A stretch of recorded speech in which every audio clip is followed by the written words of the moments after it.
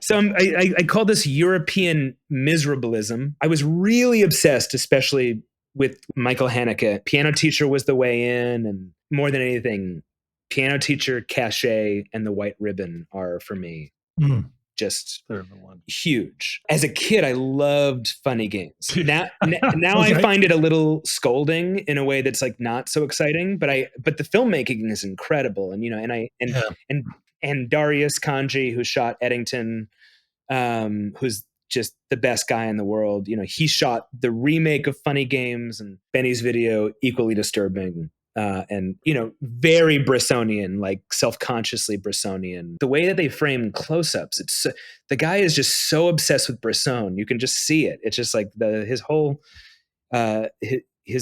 career is just it. I don't know.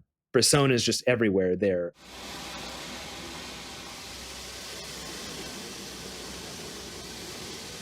Michael Haneke's first film, the first of his trilogy, I think he made the mistake of calling it the Emotional Glaciation Trilogy, but he's disowned that title. And this is a perfect film that follows a family on the same day, 3 different years. So it's 3 acts. The first 2 acts, it follows their rituals. Eating food, driving the kid to school, picking stuff up from a hardware store, going through a car wash. And so the first third is that, with very little speaking. The second third is that same day, 1 year later, same thing. And the last third, on the same day, the next year, destroying all of their possessions and killing themselves.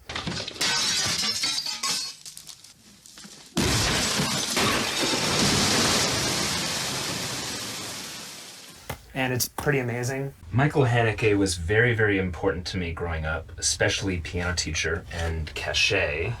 But his first films, they just call it the trilogy here, but I think he called it in one interview the Emotional Glaciation Trilogy, and I think he regretted saying that, so that's probably why it doesn't say it here.